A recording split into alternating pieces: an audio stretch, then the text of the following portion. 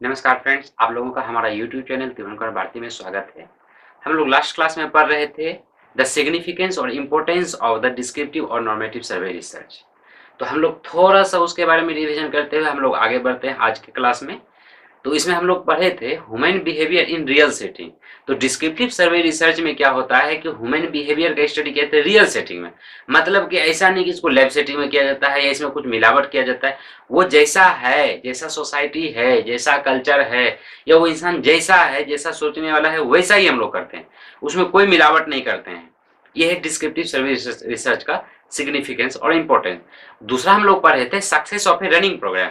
जैसे एग्जांपल दिए थे Indira Awas Yojana, mid day meal scheme. तो ये सब जो अलग अलग स्कीम चल रहा है, तो ये कितना परसेंट सक्सेसफुल हुआ, कितना परसेंट ये फेल्योर हुआ, ये सब देखने के लिए हम लोग इसे यूज करते हैं। इसी में हम लोग एग्जाम्पल देखे थे कि ये जो योजना होता है, कोई भी योजना होता है गवर्नमेंट का, चाहे जो भी हो, तो पहले पायलट प्रोजेक्ट के रूप में आता है। कंट्री का कुछ डिस्ट्रिक्ट्स में या कुछ स्टेट में इसे लॉन्च किया जाता है। फिर वहां पर ये सर्वे रिसर्च के द्वारा स्टडी किया जाता है कि वो कितना परसेंट सक्सेसफुल है। अगर वो प्रोग्राम सक्सेसफुल होता है तो आगे बढ़ाया जाता है, अगर वो सक्सेसफुल नहीं होता है उसको वहीं पर छोड़ दिया जाता है और उसके बाद फिर आगे चलाया जाता है। तो मतलब इसमें किसी रनिंग प्रोग्राम का सक्सेस या फेलियर्स को देखा जाता है। उसके बाद हम लोग पढ़े थे friends through sample whole population. इसमें हम लोग देखे थे कि किसी कुछ डिस्ट्रिक्ट्स को लेते हैं, किसी स्टेट के ऊपर अगर कर रहे हैं तो स्टेट पॉपुलेशन अगर लेते हैं तो कुछ डिस्ट्रिक्ट के ऊपर सर्वे करते हैं, फिर उसके ऊपर रिसर्च करते हैं। उसका जो डाटा आता है, जो रिजल्ट होता है एनालिसिस के बाद, वो हम पूरे स्टेट के ऊपर लगा देते हैं। अगर कंट्री में कर रहे हैं तो कुछ स्टेट्स को लेते हैं, सभी स्टेट्स को नहीं लेते, वो सैंपल सर्वे है। और उसके बाद सैंपल से होल पॉपुलेशन मतलब पूरे इंडिया के लिए उसे हम लोग अप्लाई कर देते हैं। उसके बाद हम लोग पढ़े थे friends A number of instruments and tools available. तो डिस्क्रिप्टिव सर्वे रिसर्च के लिए बहुत सारा टूल्स अवेलेबल है, ये इंस्ट्रूमेंट्स अवेलेबल है, जिसमें कि हम पढ़े थे कि बहुत सारा क्वेश्चनर मार्केट में अवेलेबल है, बहुत सारा इंटरव्यू शेड्यूल, बहुत सारा चीज अवेलेबल है हमारे पास। और उसके बाद एनालिसिस वगैरह के लिए SPSS मार्केट में अवेलेबल है। उसके अलावा जो मॉडर्न एक्सेल आ रहा है, MS excel, MS office excel, उसमें भी ये सारा कैलकुलेशंस वगैरह होता है, जिससे कि मैं बताया था कि आप लोगों को बताऊंगा आगे चल के। तो ये सब में देखते हैं कि इसमें बहुत सारा अवेलेबल है, इसलिए भी ये काफी सिग्निफिकेंस रखता है। उसके बाद हम लोग पढ़े थे helpful in finding relations by correlation, जिसमें कि आप लोग को एग्जांपल दिए थे हेल्थ एंड हाइजीन का। तो दोनों हेल्थ एंड हाइजीन में क्या रिलेशन है, ये हम कोरिलेशन के मेथड के द्वारा निकालते हैं और थ्रू डिस्क्रिप्टिव सर्वे रिसर्च। उसके बाद फ्रेंड्स आज हम लोग आगे बढ़ते हैं व्यवहारिक विज्ञानों में प्रयुक्त वर्णनात्मक या नॉर्मेटिव सर्वेक्षण अनुसंधान के प्रकार, टाइप्स ऑफ डिस्क्रिप्टिव और नॉर्मेटिव सर्वे रिसर्च इन बिहेवियरल साइंस। ठीक है, तो इसमें हम लोग अब एक एक करके देखते हैं। पहला है classification based on the basis of the field of study.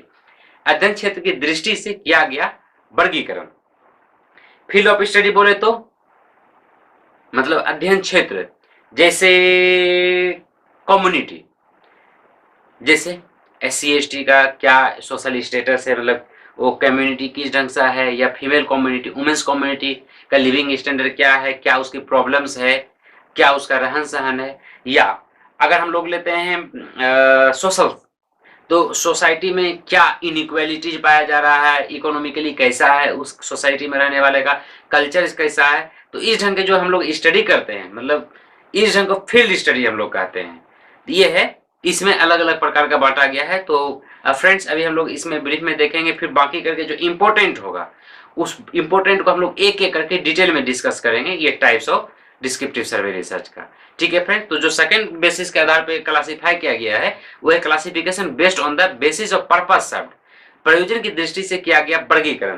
प्रयोजन बोले तो मतलब हम लोग इसे किस काम के लिए यूज कर रहे हैं, किस चीज में यूज कर रहे हैं। जैसे कि बताया भी सक्सेस या फेलियर के बारे में, या कोरिलेशन रिसर्च जो करते हैं, मतलब दो वेरिएबल्स के बीच में क्या रिलेशन है, ये पर्पस है, हम वहां पर रिलेशन देख रहे हैं। या मान लीजिए अगर सर्वे कर रहे हैं, जैसे कि किसी रनिंग प्रोग्राम का स्टडी कर रहे हैं कि कितना सक्सेस या फेलियर है, ये हमारा पर्पस है, हमारा प्रयोजन है। उसके बाद हम लोग देखते हैं क्या कि स्टेटस एक्सप्लोरिंग रिसर्च, इसी में आता है स्टेटस एक्सप्लोरिंग रिसर्च। जैसे अभी जस्ट इसके पहले वाले में एग्जांपल दिए कि वुमेन्स का सोसाइटी में क्या स्टेटस है, SC ST का सोसाइटी में क्या स्टेटस है, ये हो गया स्टेटस इस एक्सप्लोरिंग रिसर्च। उसके बाद हम लोग देखते हैं कैजुअल कंपैरेटिव रिसर्च, मतलब कि किस काउज से, जैसे कि जस्ट पिछले में हम लोग पढ़े थे, मतलब 2 क्लास पहले पढ़े थे कि दिल्ली गैंगरेप केस, या दिल्ली में गैंगरेप केस जो बढ़ता जा रहा है, तो उसका क्या कारण है, उसका कंपेयर करके अलग अलग सिचुएशंस को हम लोग देखते हैं डिस्क्रिप्टिव सर्वे रिसर्च में। उसके बाद है ट्रेंड एनालिसिस, तो कैसा ट्रेंड है प्रेजेंटली, क्या सोसाइटी में चल रहा है, वो बड़ा बड़ा कपड़ा या छोटा छोटा कपड़ा या और भी अलग अलग ट्रेंड, जैसे कि अब सोशल मीडिया पे क्या चीज़ वायरल हो जाता है, हमें पता नहीं रहता, कुछ अलग आ जाता है, मेरा कुछ नहीं जाता, तो वगैरह वगैरह। तो ये सब क्या है, ट्रेंड है। तो इस ढंग का स्टडी हम लोग सोशल सर्वे रिसर्च में करते हैं। उसके बाद है सर्वेक्षण अभिकल्प की दृष्टि से किया गया वर्गीकरण, classification based on the survey design. मतलब कौन सा सर्वे डिजाइन को यूज किया गया है उसके आधार पर फिर वर्गीकरण किया गया है। For example cross sectional research, meaning measuring at one time. Cross sectional research, cross sectional research जैसे कि हम बार बार पढ़ रहे हैं इसमें सर्वे रिसर्च में खास करके, कि जैसे क्लास 6 और क्लास 8 में जाने के बाद क्या डेवलपमेंट होता है स्टूडेंट्स का इंटेलिजेंस लेवल में या नॉलेज लेवल में, तो क्या करते हैं एक ही टाइम पे, सेम टाइम पे, मान लीजिए अगर 2018 सितंबर में हम लोग रिसर्च कर रहे हैं, सर्वे कर रहे हैं, तो क्लास 6 का भी सितंबर 2018 में ही लेंगे और क्लास 8 का भी लेंगे, फिर दोनों को हम कंपेयर करेंगे। इस तरह की डिजाइन को क्रॉस सेक्शनल डिजाइन कहते हैं। उसके बाद है लॉन्गिट्यूडनल रिसर्च, मतलब इसमें क्या है कि क्लास 6 का अभी रिसर्च सैंपल के फिर सेम क्लास 6 महीने के बाद, फिर 6 महीने के बाद, इस ढंग से इसको लॉन्गिट्यूडनल रिसर्च कहते हैं।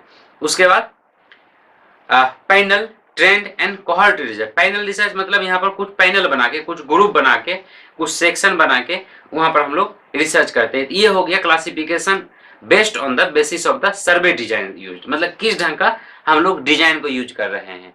उसके बाद सर्वेक्षण के लिए प्रयुक्त तकनीकी के आधार पर किया गया वर्गीकरण, classification based on the technique employed in survey, मतलब किस प्रकार का हम लोग टेक्निक को यूज कर रहे हैं, किस तरह का टूल्स को यूज कर रहे हैं, उसके आधार पर फिर सर्वे को बांटा गया है, डिस्क्रिप्टिव सर्वे रिसर्च को। कैसे, जैसे हम लोग अगर इंटरव्यू ले रहे हैं, फेस टू फेस इंटरव्यू ले रहे हैं, तो फेस टू फेस इंटरव्यू ले रहे हैं तो ये face to face survey research. अगर हम लोग मेल सर्वे कर रहे हैं, मतलब ईमेल भेज के कर रहे हैं, तो ये मेल सर्वे रिसर्च। अगर टेलीफोन के द्वारा सर्वे कर रहे हैं तो टेलीफोन सर्वे रिसर्च। मतलब हम किस इंस्ट्रूमेंट का यूज कर रहे हैं, किस टूल्स का यूज कर रहे हैं, उसके आधार पर जो डिवाइड किया गया, तो मतलब इसको उस आधार पर भी क्लासीफाई किया गया है फ्रेंड्स। उसका बाद है क्लासिफिकेशन खत्म हो गया, ये सब बेसिस पे किया गया है। अब फ्रेंड्स अब ये सभी को हम लोग एक एक करके डिटेल्स में देखेंगे, जिसमें कि पहला आएगा कोरिलेशन रिसर्च। तो फ्रेंड्स ये रिसर्च हम लोग नेक्स्ट क्लास में देखेंगे, तब तक के लिए। और फ्रेंड्स आपको बता दूं, अगर मेरा क्लास अच्छा लग रहा है तो प्लीज इसके नीचे कमेंट कीजिए, अच्छा का एक लाइक कर दीजिए, ताकि इससे से हमें मोटिवेशन मिलता है। और फ्रेंड्स आप लोगों से रिक्वेस्ट है कि इसे ज़्यादा से ज़्यादा शेयर कीजिए और ज़्यादा से ज़्यादा अपने फ्रेंड्स को बताइए, ताकि ज़्यादा से ज़्यादा लोगों तक पहुंच सके और वो सभी बेनिफिटेड हो सके हमारे से। Thank you. सब्सक्राइब कीजिए हमारा यूट्यूब चैनल त्रिभुवन कुमार भारती को और साथ ही दबाइए इस बेल आइकन को, ताकि आप पा सकें यूजीसी नेट 2018 का वीडियो सबसे पहले।